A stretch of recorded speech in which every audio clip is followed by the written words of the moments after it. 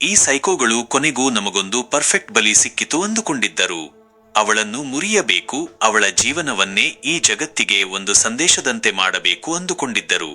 ಆದರೆ ಅವರು ಮಾಡಿದ್ದು ಬಹಳ ದೊಡ್ಡ ತಪ್ಪು. ಯಾಕೆಂದರೆ ಈ ಹುಡುಗಿಯ ಅಪ್ಪ ಅವಳನ್ನು ಬರೀ ರಕ್ಷಣೆ ಮಾಡಲಿಕ್ಕೆ ಬರುತ್ತಿರುವುದಲ್ಲ, ಅವನು ಈ ಜಗತ್ತಿನ ಅತ್ಯಂತ ಅಪಾಯಕಾರಿ ರಾಕ್ಷಸ. ಕಥೆಯ ಆರಂಭ. ಕಥೆ ಶುರುವಾಗುವುದು ಒಂದು ದಟ್ಟವಾದ ಕಾಡಿನ ಮಧ್ಯದಲ್ಲಿ. ಲಿಲಿ ಮತ್ತು ಅವಳ ಬಾಯ್ಫ್ರೆಂಡ್ ಕ್ಯಾಂಪ್ ಮಾಡಲಿಕ್ಕೆ ಜಾಗ ಹುಡುಕುತ್ತಿದ್ದರು. ಅವರಿಗೊಂದು 1 ಮೈಲ್ ಎಂದು ಬರೆದಿದ್ದ ಬೋರ್ಡ್ ಕಾಣಿಸುತ್ತದೆ. ಅದೇ ಸರಿಯಾದ ದಾರಿ ಎಂದುಕೊಂಡು ಅವರು ಮರಗಳ ಮಧ್ಯೆ ಇನ್ನೂ ಒಳಗಡೆ ಹೋಗುತ್ತಾರೆ. ಆದರೆ ಅವರು ದೊಡ್ಡ ತಪ್ಪು ಮಾಡಿದ್ದಾರೆ ಎಂದು ಅವರಿಗೆ ಗೊತ್ತಿರಲಿಲ್ಲ. ಆ ದಾರಿ ಕ್ಯಾಂಪ್ ಸೈಟಿಗೆ ಹೋಗುವುದಲ್ಲ, ಅವರನ್ನು ನೇರವಾಗಿ ಒಂದು ಕೆಟ್ಟ ಕನಸಿನ ಒಳಗೆ ಕರೆದುಕೊಂಡು ಹೋಗುತ್ತದೆ. ಅವರು ಒಂದು ಸಮಾಧಾನದ ಜಾಗ ನೋಡಿ ವಿಶ್ರಾಂತಿ ತೆಗೆದುಕೊಳ್ಳಬೇಕು ಎಂದು ಮಾಡುತ್ತಾರೆ. ಆದರೆ ಆ ಸಮಾಧಾನ ಜಾಸ್ತಿ ಹೊತ್ತು ಇರುವುದಿಲ್ಲ. ದಿಢೀರ್ ಎಂದು ಕೈಯಲ್ಲಿ ಆಯುಧ ಹಿಡಿದುಕೊಂಡವರು ಅವರನ್ನು ಸುತ್ತುವರಿಯುತ್ತಾರೆ. ಏನಾದರೂ ಮಾಡುವ ಮುಂಚೆಯೇ ಇಬ್ಬರು ಜನ ಲಿಲಿಯನ್ನು ಹಿಂದಿನಿಂದ ಹಿಡಿದುಕೊಳ್ಳುತ್ತಾರೆ. ಅವಳ ಬಾಯ್ಫ್ರೆಂಡ್ ಅವಳನ್ನು ಬಚಾವ್ ಮಾಡಲಿಕ್ಕೆ ಓಡಿ ಬರುತ್ತಾನೆ. ಆದರೆ ಆ ಗುಂಪಿನವನೊಬ್ಬ ಕ್ರಾಸ್ಬೋ ಬಾಣದಿಂದ ನೇರವಾಗಿ ಅವನ ಕಾಲಿಗೆ ಹೊಡೆಯುತ್ತಾನೆ. ಅವನು ನೋವಿನಿಂದ ನೆಲಕ್ಕೆ ಬೀಳುತ್ತಾನೆ. ಆಮೇಲೆ ಆ ಗುಂಪು ಅವನನ್ನು ಕ್ರೂರವಾಗಿ ಕೊಂದು ಭಯಬಿದ್ದ ಲಿಲಿಯನ್ನು ಎಳೆದುಕೊಂಡು ಕತ್ತಲೆಯೊಳಗೆ ಹೋಗುತ್ತಾರೆ. ಆಮೇಲೆ ಕಥೆ ಅಲೆಕ್ಸ್ ಎನ್ನುವ ಅಥ್ಲೀಟ್ ಹುಡುಗಿಯ ಕಡೆ ತಿರುಗುತ್ತದೆ. ಅವಳು ತನ್ನ ಗೆಳೆಯರ ಜೊತೆ ಸಾಕರ್ ಮ್ಯಾಚ್ ಆಡುತ್ತಿದ್ದಾಳೆ. ಸೈಡ್ ಲೈನ್ ನಲ್ಲಿ ಅವಳ ಅಪ್ಪ ಅಮ್ಮ ಡ್ಯಾನಿ ಮತ್ತು ಜೆನ್ನಿ ನೋಡುತ್ತಾ ಕುಳಿತಿದ್ದಾರೆ.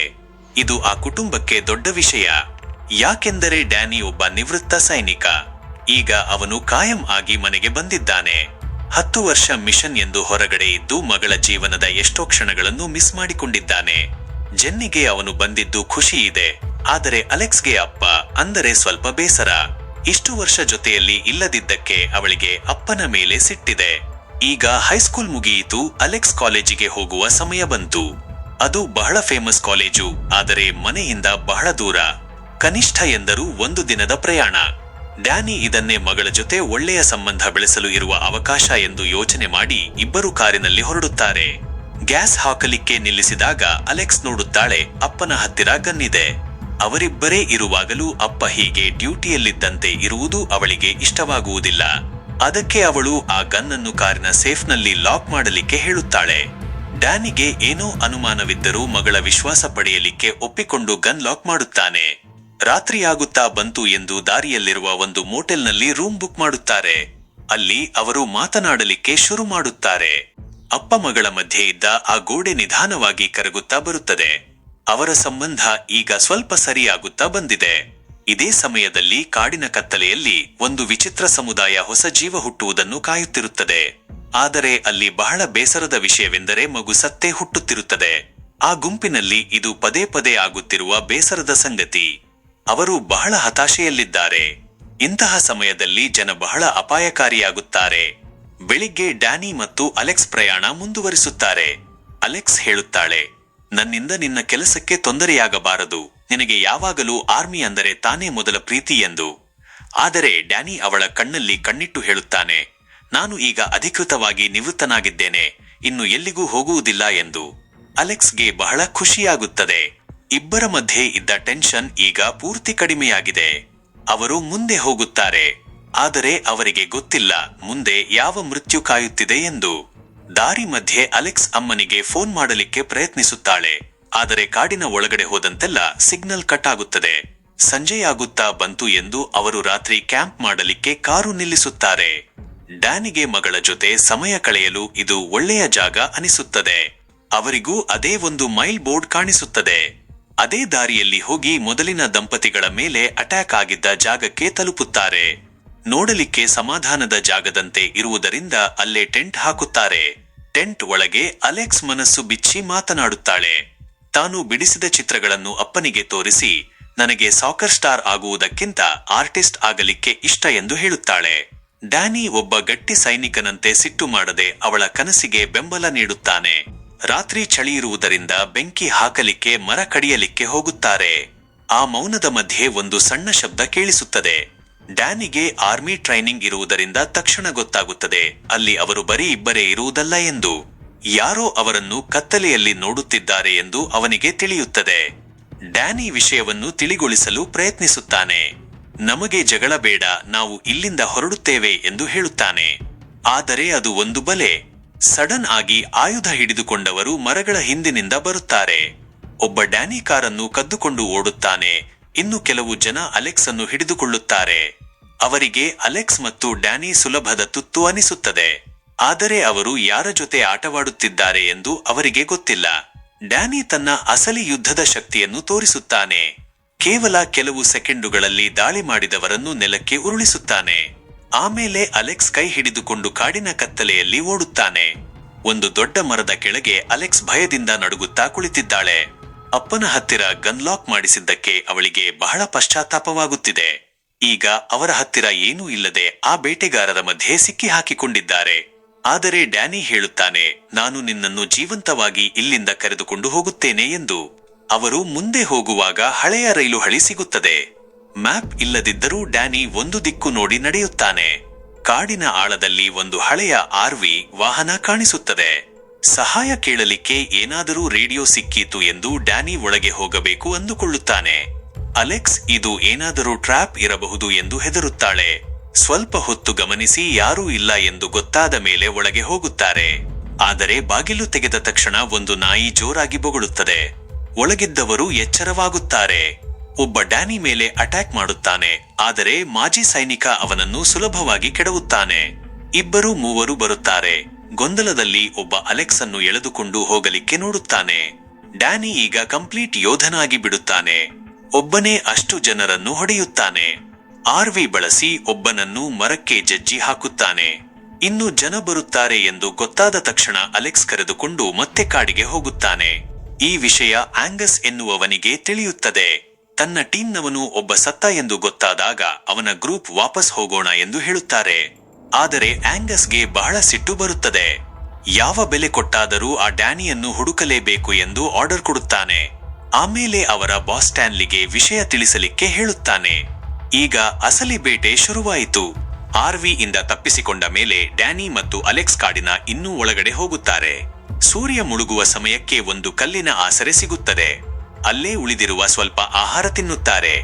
ಆಗ ಅಲೆಕ್ಸ್ಗೆ ಈ ವಿಷಯದ ಗಂಭೀರತೆ ಅರ್ಥವಾಗುತ್ತದೆ. ಇವರು ಯಾರು?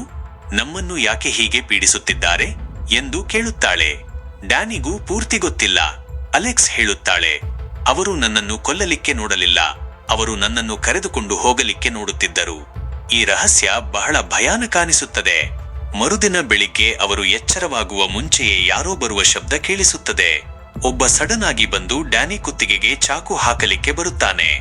ಇಬ್ಬರ ಮಧ್ಯೆ ಭೀಕರ ಫೈಟ್ ಆಗುತ್ತದೆ. ಕೊನೆಗೆ ಡ್ಯಾನಿ ಅವನ ಚಾಕುವನ್ನೇ ಅವನ ಮೇಲೆ ಉಪಯೋಗಿಸಿ ಕಥೆ ಮುಗಿಸುತ್ತಾನೆ. ಆದರೆ ವಿಶ್ರಾಂತಿಗೆ ಸಮಯವಿಲ್ಲ.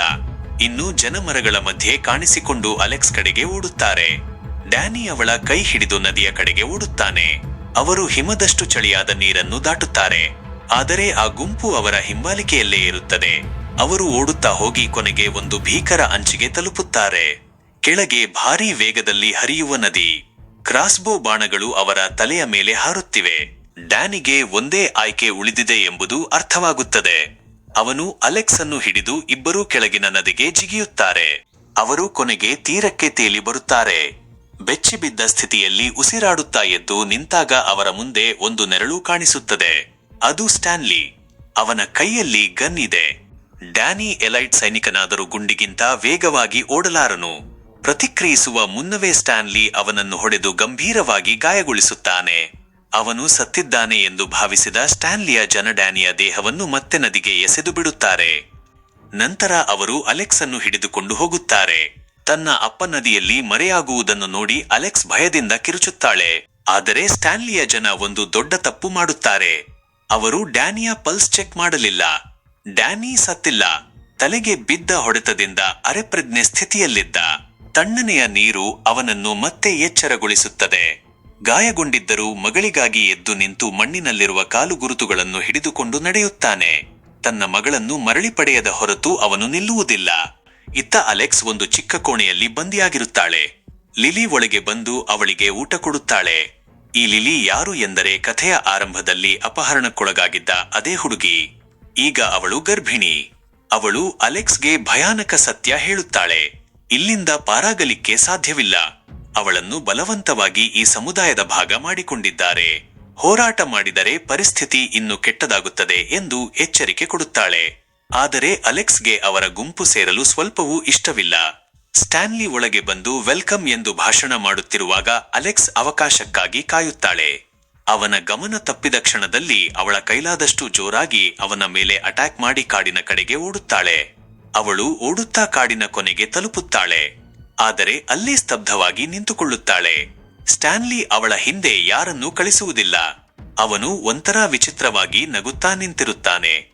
ಯಾಕೆಂದರೆ ಅವನಿಗೆ ಸತ್ಯ ಗೊತ್ತಿದೆ. ಅವರು ಇರುವುದು ಕಾಡಿನಲ್ಲ, ಸಮುದ್ರದ ಮಧ್ಯದಲ್ಲಿರುವ ಒಂದು ದೂರದ ದ್ವೀಪದಲ್ಲಿ. ಪಾರಾಗಲಿಕ್ಕೆ ದಾರಿಯೇ ಇಲ್ಲ, ಸಹಾಯ ಕೇಳಲಿಕ್ಕೂ ಜಾಗವಿಲ್ಲ. ಸ್ಟ್ಯಾನ್ಲಿ ಹೇಳುತ್ತಾನೆ, ನಿನ್ನ ರಕ್ಷಣೆ ಮಾಡಲಿಕ್ಕೆ ಯಾರೂ ಬರುವುದಿಲ್ಲ ಎಂದು. ಆದರೆ ಅವನಿಗೆ ಗೊತ್ತಿಲ್ಲ, ಅವನು ಕಂಡಿರುವ ಅತ್ಯಂತ ಅಪಾಯಕಾರಿ ಮನುಷ್ಯ ಆಗಲೇ ಅಲ್ಲಿಗೆ ಬರುತ್ತಿದ್ದಾನೆ ಎಂದು. ಸ್ಟ್ಯಾನ್ಲಿಯ ಜನ ಅಲೆಕ್ಸ್ ಅನ್ನು ಮತ್ತೆ ಅವರ ಕಾಂಪೌಂಡ್ಗೆ ಎಳೆದುಕೊಂಡು ಬರುತ್ತಾರೆ. ಆದರೆ ಅವರು ದೊಡ್ಡ ತಪ್ಪು ಮಾಡುತ್ತಾರೆ. ದಾರಿ ಹುಡುಕುವುದರಲ್ಲಿ ಎಕ್ಸ್ಪರ್ಟ್ ಆಗಿರುವ ವ್ಯಕ್ತಿಗೆ ಅವರೇ ದಾರಿ ಮಾಡಿಕೊಟ್ಟ ಹಾಗೆ ಆಗುತ್ತದೆ. ದೃಶ್ಯ ಮತ್ತೆ ಡ್ಯಾನಿ ಕಡೆ ತಿರುಗುತ್ತದೆ. ಅವನು ಆ ಸಮುದಾಯ ಇರುವ ಜಾಗ ಹುಡುಕಿಕೊಂಡು ಒಂದು ಹಳೆಯ ಹಾಳಾದ ಕೇಬಿನ್ಗೆ ತಲುಪುತ್ತಾನೆ. ಒಳಗೆ ಕೆಲವರು ಕುಡಿದು ಮಜಾ ಮಾಡುತ್ತಿದ್ದಾರೆ. ನದಿಯಿಂದ ಬದುಕಿ ಬಂದ ಭೂತ ಅವರ ಬಾಗಿಲಿನ ಮುಂದೆ ನಿಂತಿದೆ ಎಂದು ಅವರಿಗೆ ಗೊತ್ತಿಲ್ಲ. ಡ್ಯಾನಿ ನೆರಳಿನಂತೆ ಚಲಿಸುತ್ತಾನೆ. ಶಬ್ದವಿಲ್ಲದೆ ಒಳಗೆ ನುಗ್ಗಿ ಒಬ್ಬೊಬ್ಬರನ್ನು ಕ್ರೂರವಾಗಿ ಕೆಡವುತ್ತಾನೆ. ಕೆಲವೇ ನಿಮಿಷಗಳಲ್ಲಿ ಉಳಿದವರನ್ನು ಕಟ್ಟಿಹಾಕಿ ರಕ್ತದ ಮಡಿಲಲ್ಲಿ ಬಿಡುತ್ತಾನೆ. ಅವನು ಮಾತನಾಡಲಿಕ್ಕೆ ಬಂದಿಲ್ಲ, ಅವನಿಗೆ ತನ್ನ ಮಗಳು ಬೇಕು. ಅವನು ಅವರಿಗೆ ಒಂದೇ ಒಂದು ಅವಕಾಶ ಕೊಡುತ್ತಾನೆ. ಅವಳು ಎಲ್ಲಿದ್ದಾಳೆ ಎಂದು ಕೇಳುತ್ತಾನೆ. ಅವರು ಸುಮ್ಮನೆ ಇದ್ದಾಗ ಡ್ಯಾನಿಯೊಳಗಿನ ಸೈನಿಕ ಹೊರಬರುತ್ತಾನೆ. ವಿಚಾರಣೆ ಬಹಳ ಭಯಾನಕವಾಗುತ್ತದೆ. ಕೊನೆಗೆ ಭಯದಿಂದ ನಡುಗುತ್ತಿದ್ದ ಒಬ್ಬ ಹುಡುಗ ಸತ್ಯ ಹೇಳುತ್ತಾನೆ. ಅವನೇ ಜಿಮ್ಮಿ, ಸ್ಟ್ಯಾನ್ಲಿಯ ಸ್ವಂತ ಮಗ. ತನ್ನ ಪ್ರಾಣ ಉಳಿಸಿಕೊಳ್ಳಲಿಕ್ಕೆ ಜಿಮ್ಮಿ ಅವರ ಗುಂಪಿನ ಕತ್ತಲೆ ರಹಸ್ಯ ಹೇಳುತ್ತಾನೆ. ಅವರು ಈ ದ್ವೀಪದಲ್ಲಿ ಇರುವುದು ಯಾಕೆ ಎಂದರೆ ಹೊರಗಿನ ಪ್ರಪಂಚ ಗಲೀಜಾಗಿದೆ ಎಂಬುದು ಅವರ ನಂಬಿಕೆ. ಅದಕ್ಕೆ ಅವರ ಮಹಿಳೆಯರು ಸತ್ತ ಮಕ್ಕಳಿಗೆ ಜನ್ಮ ನೀಡುತ್ತಿದ್ದಾರೆ ಎಂದು ಅವರು ಅಂದುಕೊಂಡಿದ್ದಾರೆ. ಅದಕ್ಕೆ ಹೊಸ ರಕ್ತಕ್ಕಾಗಿ ಬೇರೆ ಕಡೆಯಿಂದ ಹುಡುಗಿಯರನ್ನು ಕಿಡ್ನಾಪ್ ಮಾಡುತ್ತಾರೆ. ಈ ಅಸಹ್ಯ ಸತ್ಯ ಕೇಳಿದ ಡ್ಯಾನಿಯ ರಕ್ತ ಕುದಿಯುತ್ತದೆ. ಅಲೆಕ್ಸ್ಗೆ ಏನಾದರೂ ಆದರೆ ಈ ದ್ವೀಪವನ್ನೇ ಸುಟ್ಟು ಹಾಕುತ್ತೇನೆ ಎಂದು ಜಿಮ್ಮಿಗೆ ಎಚ್ಚರಿಕೆ ಕೊಡುತ್ತಾನೆ. ಡ್ಯಾನಿ ಅವರ ರೇಡಿಯೋ ತಗೊಂಡು ಸ್ಟ್ಯಾನ್ಲಿಯನ್ನು ಸಂಪರ್ಕಿಸುತ್ತಾನೆ. ಒಪ್ಪಂದ ಸರಳವಾಗಿದೆ. ಅಲೆಕ್ಸ್ನ ಜೀವಕ್ಕೆ ಬದಲಾಗಿ ಜಿಮ್ಮಿಯ ಜೀವ. ತನ್ನ ಮಗನನ್ನು ಉಳಿಸಿಕೊಳ್ಳಲಿಕ್ಕೆ ಸ್ಟ್ಯಾನ್ಲಿ ಒಪ್ಪುತ್ತಾನೆ. ಅಲೆಕ್ಸ್ ಅನ್ನು ದ್ವೀಪದಿಂದ ಕರೆದುಕೊಂಡು ಬರುತ್ತೇನೆ ಎಂದು ಹೇಳುತ್ತಾನೆ. ಆದರೆ ಡ್ಯಾನಿಗೆ ಆ ಕೆಟ್ಟವನ ಮೇಲೆ ನಂಬಿಕೆ ಇಲ್ಲ. ಕಾಯುತ್ತಿರುವ ಸಮಯದಲ್ಲಿ ಅವನು ಆ ಕೇಬಿನ್ ಅನ್ನು ಒಂದು ಮೃತ್ಯು ಬಲೆಯಾಗಿ ಮಾಡುತ್ತಾನೆ. ಗ್ಯಾಸ್ ವಾಲ್ವ್ ಓಪನ್ ಮಾಡುತ್ತಾನೆ. ಇಡೀ ಜಾಗ ಗ್ಯಾಸ್ ತುಂಬುತ್ತದೆ. ಹಿಂಬದಿಯ ಕೋಣೆಯನ್ನು ಸುರಕ್ಷಿತವಾಗಿ ಸಿದ್ಧಪಡಿಸುತ್ತಾನೆ. ಸ್ಟ್ಯಾನ್ಲಿ ಕೊನೆಗೂ ಬರುತ್ತಾನೆ. ತನ್ನ ಜನರನ್ನು ಕಾಡಿನಲ್ಲಿ ಅಡಗಿಸಿ ಒಬ್ಬನೇ ಒಳಗೆ ಬರುತ್ತಾನೆ. ಅವನ ಜೊತೆ ಕೈಕಟ್ಟಿರುವ ಅಲೆಕ್ಸ್ ಇರ್ತಾಳೆ. ಆದರೆ ಡ್ಯಾನಿ ಸಿದ್ಧನಾಗಿದ್ದಾನೆ. ಜಿಮ್ಮಿಯ ಕುತ್ತಿಗೆಗೆ ಚಾಕು ಇಟ್ಟು ನಿಂತಿದ್ದಾನೆ.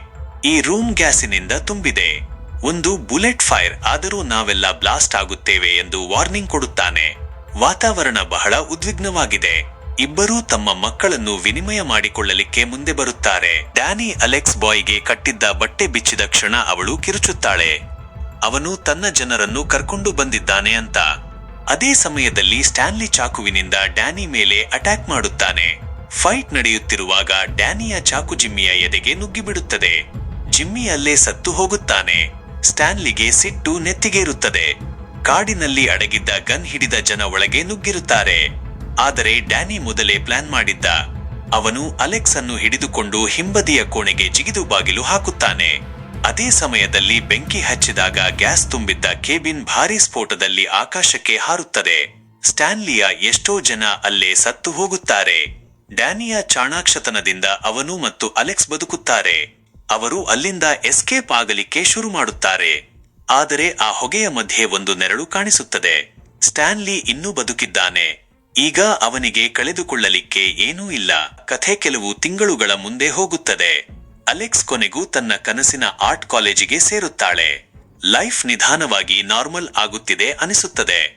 ಅವಳು ಅಪ್ಪ ಅಮ್ಮನಿಗೆ ವಿದಾಯ ಹೇಳಿ ರಜೆ ಬಂದಾಗ ಮನೆಗೆ ಬರುತ್ತೇನೆ ಎಂದು ಹೇಳುತ್ತಾಳೆ. ಡ್ಯಾನಿ ಮತ್ತು ಜೆನ್ನಿ ಮಗಳ ಬಗ್ಗೆ ಹೆಮ್ಮೆಯಿಂದ ಮನೆಗೆ ಹೋಗುತ್ತಾರೆ. ಆದರೆ ಆ ಕೆಟ್ಟ ಕನಸು ಇನ್ನೂ ಮುಗಿದಿಲ್ಲ. ಸ್ಟ್ಯಾನ್ಲಿ ದೂರದಿಂದ ಅವರನ್ನು ನೋಡುತ್ತಿದ್ದಾನೆ. ಪ್ರತೀಕಾರದ ಕಿಚ್ಚು ಅವನೊಳಗೆ ಉರಿಯುತ್ತಿದೆ. ಕ್ರಿಸ್ಮಸ್ ಸಮಯ ಬಂತು. ಅಲೆಕ್ಸ್ ಮನೆಗೆ ಬರಲಿಕ್ಕೆ ಬಹಳ ಎಕ್ಸೈಟ್ ಆಗಿದ್ದಾಳೆ. ಕೊನೆಯ ಹಾಲಿಡೇ ಪಾರ್ಟಿಗೆ ಹೋಗುತ್ತಾಳೆ. ಇತ್ತ ಡ್ಯಾನಿ ಖುಷಿಯಿಂದ ಮಗಳಿಗೆ ಫೋನ್ ಮಾಡಿ ಫ್ಲೈಟ್ ಡೀಟೇಲ್ಸ್ ಕೇಳುತ್ತಾನೆ. ಏರ್ಪೋರ್ಟ್ನಲ್ಲಿ ಮೀಟ್ ಮಾಡೋಣ ಎಂದು ಅಲೆಕ್ಸ್ ಹೇಳುತ್ತಾಳೆ. ಎಲ್ಲವೂ ಸರಿಯಾಗಿದೆ ಅನಿಸುವಾಗ ಪಾರ್ಟಿ ಮುಗಿಯುತ್ತದೆ. ಅಲೆಕ್ಸ್ ಹೊರಗೆ ಬಂದು ತಾನು ಬುಕ್ ಮಾಡಿದ ಟ್ಯಾಕ್ಸಿಗೆ ಹತ್ತುತ್ತಾಳೆ. ಆದರೆ ಡ್ರೈವರ್ ಸೀಟಿನಲ್ಲಿ ಇರುವುದು ಕ್ಯಾಬ್ ಡ್ರೈವರ್ ಅಲ್ಲ. ಇತ್ತ ಡ್ಯಾನಿ ಏರ್ಪೋರ್ಟ್ನಲ್ಲಿ ವೇಟ್ ಮಾಡುತ್ತಿರುವಾಗ ಅವನ ಫೋನ್ ರಿಂಗ್ ಆಗುತ್ತದೆ. ಅದು ಸ್ಟ್ಯಾನ್ಲಿ. ಅವನ ಧ್ವನಿ ಒಂಥರ ತಣ್ಣಗಾಗಿದೆ. ನನ್ನ ಮಗನನ್ನು ಕೊಂದದ್ದು ನಿನ್ನ ಜೀವನದ ದೊಡ್ಡ ತಪ್ಪು ಎಂದು ಹೇಳುತ್ತಾನೆ. ಆಮೇಲೆ ಡ್ಯಾನಿಗೆ ಆಯ್ಕೆ ಕೊಡುತ್ತಾನೆ. ನೀನೇ ಬಂದು ಸರೆಂಡರ್ ಆಗು, ಇಲ್ಲದಿದ್ದರೆ ಮಗಳು ಸಾಯುತ್ತಾಳೆ. ಪೊಲೀಸ್ ಬೇಡ, FBI ಬೇಡ, ಬರೀ ಒಬ್ಬ ಅಪ್ಪ ತನ್ನ ಶಿಕ್ಷೆ ಅನುಭವಿಸಲಿಕ್ಕೆ ಬರಬೇಕು ಎಂದು. ಡ್ಯಾನಿ ಮನೆಗೆ ಬರುತ್ತಾನೆ. ವಿಷಯ ಕೇಳಿ ಜೆನ್ನಿ ಅತ್ತು ಸುಸ್ತಾಗುತ್ತಾಳೆ. ಆದರೆ ಡ್ಯಾನಿ ಆಗಲೇ ಮತ್ತೆ ಸೈನಿಕನಾಗಿ ಬಿಟ್ಟಿದ್ದಾನೆ. ಅವನು ಸರೆಂಡರ್ ಆಗಲಿಕ್ಕೆ ಹೋಗುತ್ತಿರುವುದಲ್ಲ, ಅವನು ಒಂದು ವೈಯಕ್ತಿಕ ಯುದ್ಧಕ್ಕೆ ಹೊರಟಿದ್ದಾನೆ.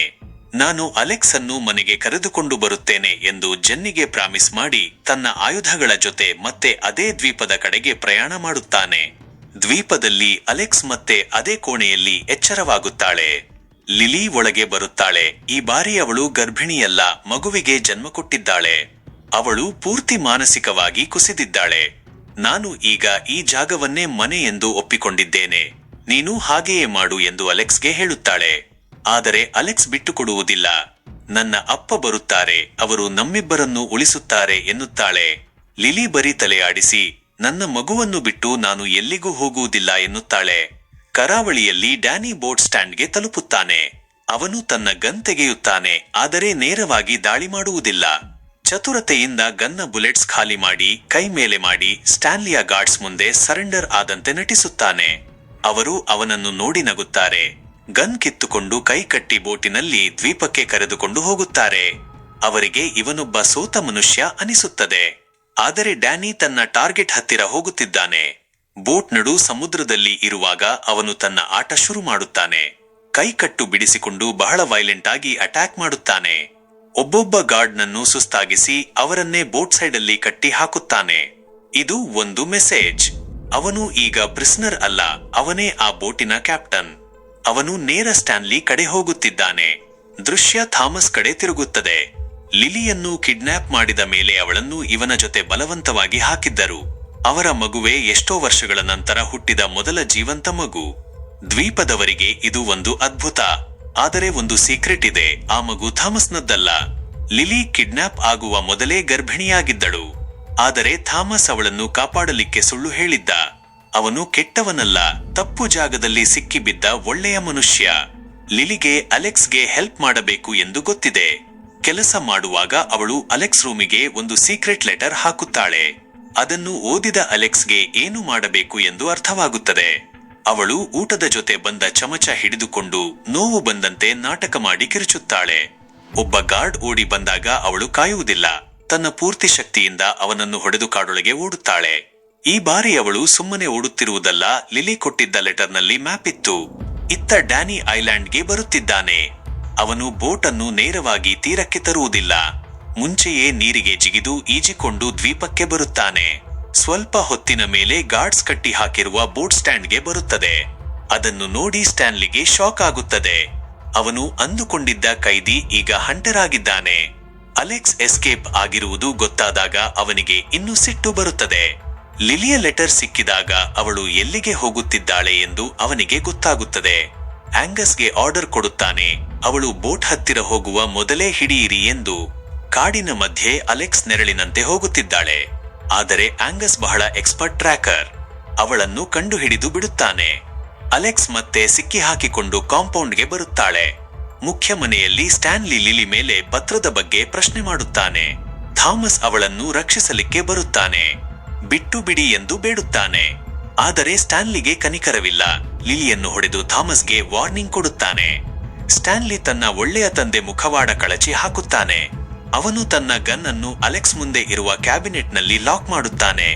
ಅಲೆಕ್ಸ್ ಅದನ್ನು ನೋಡಿಕೊಳ್ಳುತ್ತಾಳೆ.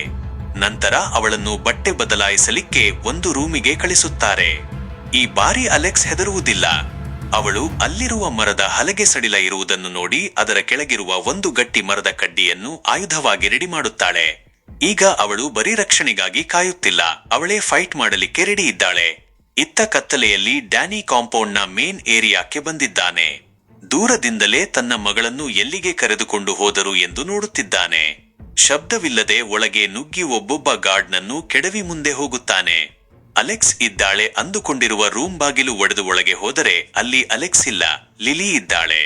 ಲಿಲಿ ಬೇಡುತ್ತಾಳೆ, ನಿನ್ನ ಮಗಳನ್ನು ನಾನು ಉಳಿಸುತ್ತೇನೆ, ಮೊದಲು ನನ್ನನ್ನು ಇಲ್ಲಿಂದ ಕರೆದುಕೊಂಡು ಹೋಗು ಎಂದು. ಡ್ಯಾನಿ ಸಮಯ ವ್ಯರ್ಥ ಮಾಡದೆ ಲಿಲಿಯನ್ನು ಕಾಡಿನ ಸುರಕ್ಷಿತ ಜಾಗಕ್ಕೆ ಕರೆದುಕೊಂಡು ಹೋಗುತ್ತಾನೆ. ಅಲೆಕ್ಸ್ ಬೇರೆ ರೂಮ್ನಲ್ಲಿ ಇದ್ದಾಳೆ ಎಂದು ಲಿಲಿ ಹೇಳುತ್ತಾಳೆ. ಆದರೆ ಈ ಬಾರಿ ಡ್ಯಾನಿ ಸಿಕ್ಕಿ ಹಾಕಿಕೊಳ್ಳುತ್ತಾನೆ. ಆಂಗಸ್ ಮತ್ತು ಗಾರ್ಡ್ಸ್ ಅವನನ್ನು ಸುತ್ತುವರಿಯುತ್ತಾರೆ. ಅವನನ್ನು ಅಲ್ಲಿಗೆ ಕೊಲ್ಲುವ ಬದಲು ಆಂಗಸ್ ಒಂದು ಕ್ರೂರ ಆಟವಾಡಲು ನಿರ್ಧರಿಸುತ್ತಾನೆ. ಡ್ಯಾನಿಯನ್ನು ಅಲೆಕ್ಸ್ ಇರುವ ರೂಮಿಗೆ ಹಾಕಿಸಿ ಲಾಕ್ ಮಾಡುತ್ತಾನೆ. ಇಬ್ಬರೂ ಕೊನೆಯ ಬಾರಿ ಒಬ್ಬರನ್ನೊಬ್ಬರು ನೋಡಿಕೊಳ್ಳಿ ಎಂದು ಹೀಯಾಳಿಸುತ್ತಾನೆ. ಆದರೆ ಆಂಗಸ್ ದೊಡ್ಡ ತಪ್ಪು ಮಾಡಿದ್ದ. ಅಲೆಕ್ಸ್ ಆಗಲೇ ಅಲ್ಲಿ ದಾರಿ ಸಿದ್ಧ ಮಾಡಿದ್ದಳು. ಡ್ಯಾನಿ ಶಕ್ತಿ ಮತ್ತು ಅಲೆಕ್ಸ್ ತಯಾರಿಯಿಂದ ಅವರು ಆ ಸೀಕ್ರೆಟ್ ದಾರಿ ಮೂಲಕ ರಾತ್ರಿಯ ಕತ್ತಲೆಯಲ್ಲಿ ತಪ್ಪಿಸಿಕೊಳ್ಳುತ್ತಾರೆ. ಅವರು ಮತ್ತೆ ಲಿಲಿ ಜೊತೆ ಸೇರುತ್ತಾರೆ. ಆದರೆ ಲಿಲಿ ಬರಲಿಕ್ಕೆ ಒಪ್ಪುವುದಿಲ್ಲ. ಮಗು ಇಲ್ಲದೆ ನಾನು ಬರಲ್ಲ ಎನ್ನುತ್ತಾಳೆ. ಆಮೇಲೆ ಥಾಮಸ್ ಬಗ್ಗೆ ಹೇಳುತ್ತಾಳೆ, ಅವನ ಹತ್ತಿರ ಐಲ್ಯಾಂಡ್ ಬಿಟ್ಟು ಹೋಗುವ ಬೋಟ್ ಕೀ ಇದೆ ಎಂದು. ಅವರು ಒಂದು ಪ್ಲಾನ್ ಮಾಡುತ್ತಾರೆ. ಡ್ಯಾನಿ ಗಾರ್ಡ್ಸ್ ಗಮನ ಬೇರೆಡೆ ಸೆಳೆಯುವಾಗ ಅಲೆಕ್ಸ್ ಮತ್ತು ಲಿಲಿ ಮಗು ಹುಡುಕಿಕೊಂಡು ಮತ್ತೆ ಕಾಂಪೌಂಡ್ ಒಳಗೆ ನುಗ್ಗುತ್ತಾರೆ. ಲಿಲಿ ಥಾಮಸ್ಗೆ ಬೇಡುತ್ತಾಳೆ, ಮಗು ಸಲುವಾಗಿ ನಮ್ಮ ಜೊತೆ ಬಾ ಎಂದು. ಥಾಮಸ್ ಒಪ್ಪುತ್ತಾನೆ. ಆದರೆ ಸ್ಟ್ಯಾನ್ಲಿಗೆ ರೂಮ್ ಖಾಲಿಯಾಗಿರುವುದು ಗೊತ್ತಾಗುತ್ತದೆ. ಅವನು ರೇಡಿಯೋದಲ್ಲಿ ಮಾತನಾಡುತ್ತಾನೆ. ಅದು ಕೇಳಿ ಡ್ಯಾನಿ ಪೂರ್ತಿ ಶಾಕ್ ಆಗುತ್ತಾನೆ. ಆ ಕಮ್ಯುನಿಟಿಯ ಜನ ಡ್ಯಾನಿ ವೈಫ್ ಜೆನ್ನಿಯನ್ನು ಕಿಡ್ನಾಪ್ ಮಾಡಿದ್ದಾರೆ. ಈಗಲೇ ಸರೆಂಡರ್ ಆಗು, ಇಲ್ಲದಿದ್ದರೆ ಹೆಂಡತಿ ಸಾಯುತ್ತಾಳೆ ಎಂದು ಸ್ಟ್ಯಾನ್ಲಿ ಹೇಳುತ್ತಾನೆ. ಸನ್ನಿವೇಶ ಬಹಳ ಕೆಟ್ಟದಾಗುತ್ತದೆ. ಥಾಮಸ್ ಕೀ ಕದಿಯುವಾಗ ಸಿಕ್ಕಿ ಹಾಕಿಕೊಳ್ಳುತ್ತಾನೆ. ಅವನು ಸ್ಟ್ಯಾನ್ಲಿ ಮುಂದೆ ನಿಂತು ನೀನೊಬ್ಬ ರಾಕ್ಷಸ ಅಂದಾಗ ಸ್ಟ್ಯಾನ್ಲಿ ಯೋಚನೆ ಮಾಡದೆ ತನ್ನ ಮಗ ಥಾಮಸ್ ಮೇಲೆ ಗುಂಡು ಹಾರಿಸುತ್ತಾನೆ. ಥಾಮಸ್ ಅಲ್ಲೇ ಸತ್ತು ಹೋಗುತ್ತಾನೆ. ಆ ಗೊಂದಲದಲ್ಲಿ ಅಲೆಕ್ಸ್ ಗನ್ ರೂಮಿಗೆ ನುಗ್ಗುತ್ತಾಳೆ. ಅವಳು ಲಾಕ್ ಒಡೆಯುತ್ತಿದ್ದಾಗ ಒಬ್ಬ ಮಹಿಳೆ ಬರುತ್ತಾಳೆ. ಅವಳು ಸ್ಟ್ಯಾನ್ಲಿ ತನ್ನ ಮಗನನ್ನೇ ಕೊಂದಿದ್ದನ್ನು ನೋಡಿ ಪಶ್ಚಾತ್ತಾಪದಿಂದ ಅಲೆಕ್ಸ್ ಅನ್ನು ಬಿಟ್ಟು ಬಿಡುತ್ತಾಳೆ. ಹೊರಗೆ ಡ್ಯಾನಿ ಸರೆಂಡರ್ ಆಗಲಿಕ್ಕೆ ಬರುತ್ತಾನೆ. ತನ್ನ ಹೆಂಡತಿಗಾಗಿ ತನ್ನನ್ನೇ ತ್ಯಾಗ ಮಾಡಲಿಕ್ಕೆ ರೆಡಿ ಇದ್ದಾನೆ. ಸ್ಟ್ಯಾನ್ಲಿ ಗುಂಡು ಹಾರಿಸಲಿಕ್ಕೆ ಹೋಗುವಾಗ ಕಾಡಿನ ಮಧ್ಯದಿಂದ ಒಂದು ಶಬ್ದ ಬರುತ್ತದೆ. ಅಲೆಕ್ಸ್ ರೈಫಲ್ ಹಿಡಿದುಕೊಂಡು ಬಂದಿದ್ದಾಳೆ. ಅವಳು ನೇರವಾಗಿ ಸ್ಟ್ಯಾನ್ಲಿಗೆ ಶೂಟ್ ಮಾಡುತ್ತಾಳೆ. ಸ್ಟ್ಯಾನ್ಲಿಯ ಆಟ ಅಲ್ಲೇ ಮುಗಿಯುತ್ತದೆ. ಸ್ಟ್ಯಾನ್ಲಿ ಸತ್ತ ಮೇಲೆ ಆ ಗ್ರೂಪ್ ಚಲ್ಲಾಪಿಲ್ಲಿಯಾಗುತ್ತದೆ. ಕೊನೆಗೆ ಡ್ಯಾನಿ, ಜೆನ್ನಿ ಮತ್ತು ಅಲೆಕ್ಸ್ ಎಲ್ಲರೂ ಸೇರಿ ಆ ದ್ವೀಪ ಬಿಟ್ಟು ಹೋಗುತ್ತಾರೆ. ಈ ಬಾರಿ ಅವರು ಮತ್ತೆ ಎಂದಿಗೂ ಬೇರೆಯಾಗುವುದಿಲ್ಲ. ಆ ಕೆಟ್ಟ ಕನಸು ಮುಗಿಯುತ್ತದೆ. ಅವರು ಅವನನ್ನು ಬರೀ ನಿವೃತ್ತ ಸೈನಿಕ ಅಂದುಕೊಂಡಿದ್ದರು. ಆದರೆ ಫ್ಯಾಮಿಲಿ ಎಂದು ಬಂದಾಗ ಅವನು ಎಷ್ಟು ಅಪಾಯಕಾರಿ ಎಂದು ಅವರಿಗೆ ತಡವಾಗಿ ಅರ್ಥವಾಯಿತು.